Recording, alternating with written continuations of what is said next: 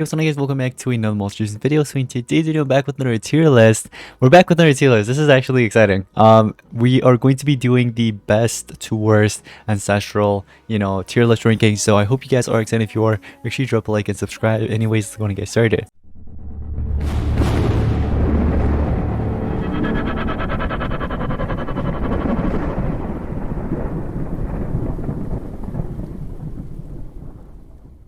Alright guys, so it's been a very long time since I actually done a ancestral tier ranking. Last time I actually did it, we went ahead and we had basically 6 monsters. The only 2 we didn't have that were missing and at the time didn't exist were Just and Justice and this new magic supporter. So this time around we have both of these, and also some of these monsters aren't really as meta as they used to be. And I'll go ahead and get into it in a second, but this will be for PvP, all right, especially PvP. Not much for Team Wars, but this is like a PvP ranking from best to worst. Okay, some of you guys are wondering what is this. Basically, if you're new to this, basically D means it's the worst, S means it's the best, A means it's pretty good, it's almost S, but it's not there, not quite. So in terms of grading, it would be S would be 100, for example. A would be like, let's say 90. B would be like a 75, I would say. I think that's fair.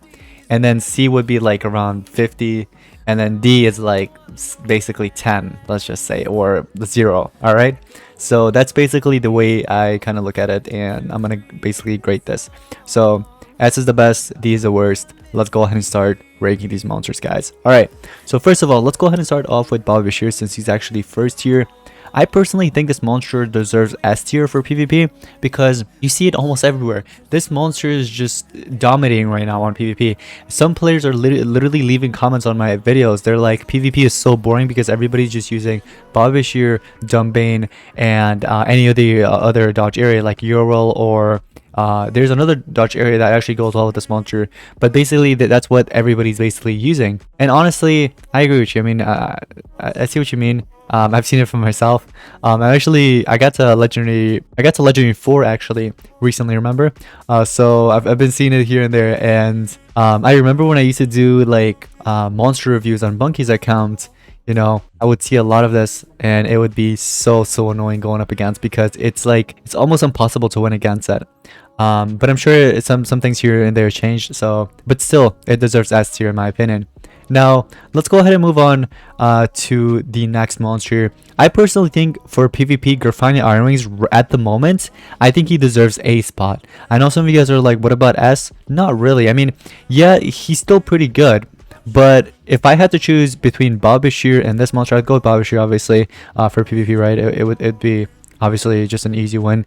It'd be a lot easier to basically win with this than it is with this. But also in terms of usage, I've also seen that a lot of players are actually picking Bashir more than this, and there's also a few other monsters that are also going to be placed above, you know what I mean, which might call it, there's gonna be like 1 or 2 monsters that will be placing above Grafania Iron Wings in a second. But basically this is in terms of like the current PvP meta, like in terms of like usage, what players are using the most. He's still being used, but these monsters on the top, there's going to be another 1 or 2 that we basically that means that the players are using them more. So anyways, I'm gonna leave it at 8 at the moment. It's still a pretty good monster, so if you have it, use it obviously. Next but not least, let's actually switch it up a little bit. Let's go with Just and Justice. I personally think Just and Justice deserves S spot. What do you guys think? For PvP, this monster just dominates. Okay, I have nothing bad to say about this monster. He's packed with like damage boosts, and by the way, damage boosts actually give him his ancestral form. And although recently he actually got nerfed a little bit, which I'm actually going to look into it a little bit more, but if you look at PvP, players are still using it even after the nerf. So you might have to update your game or something for it. But if somebody knows the nerf, let me know in the comments down below. I'll actually look into it a little more, and then I'll probably make a video on it. But I personally think he deserves S spot, and everybody in their mom basically uses this monster. Like once they have this maxed out, that's all they do. Like they had to run it full speed, or they decided to run it with some strength runes, and you guys know how it goes from there on. Next monster, I'm gonna actually switch it up a little bit again. I'm personally gonna put this monster in D tier. I think this monster is like one of the worst ancestrals they ever released. I don't see any use for it really. It may be used in like maybe team wars or something, but for PvP, nobody really uses this monster. No matter if it's 150 or whatever, every player, like the top player that I've seen that owns this monster, has gold runes on him because of how bad he is. So I personally would prefer another monster over this on PvP. Like, this would be the last option. This would be the last monster I would actually use for PvP if I had to choose between all these ancestrals. But let me know in the comments below what you guys think, okay? Also, this is actually based on my opinion, so if any of you guys get upset in the comments, you know what I mean, that's on you. This is just my own you know, opinion for the current PvP meta, what I think everybody, all these monsters, like where they actually belong.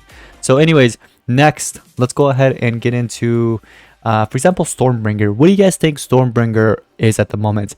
He's good. He is good, okay? He can be used, but at the moment, I'm just going to leave him in B. I might actually move him around a little bit more here and there, and that actually applies to all these monsters. If at the end of the video I decide to change my mind and move another monster down or up, then I'll do that. But at the moment, I believe he deserves B spot. So the reason why a lot of players don't use him as much is because he doesn't have those great abilities like these other monsters do. For example, dodge areas. For example, Pierce, right? That is what makes this two monster so OP.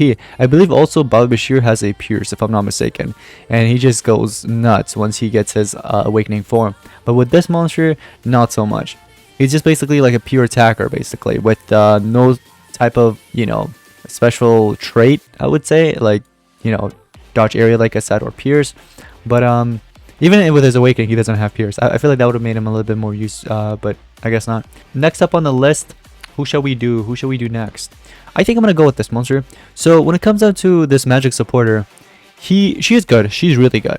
But if I had to, you know, pick between A and S tier, I would put it on A tier. All right, I'm gonna go ahead and give my reasoning in a second, guys. Okay, so a lot of players are actually starting to use monster quite a lot on PvP, and it's because of the, you know, random negative status effects, the PER skills that this monster have, and especially let's not forget the anticipation, which actually comes very handy to stop, you know, just injustice bases, kind of slow them down. So this monster is excellent, but the reason why I didn't put it on S tier is I feel like his awakening could have, or her awakening could have been better. What do you guys think? I personally think her awakening could have been a lot better. If maybe it had Pierce at least, that would have been nice, because that is what these three monsters have, and that is what makes him so good.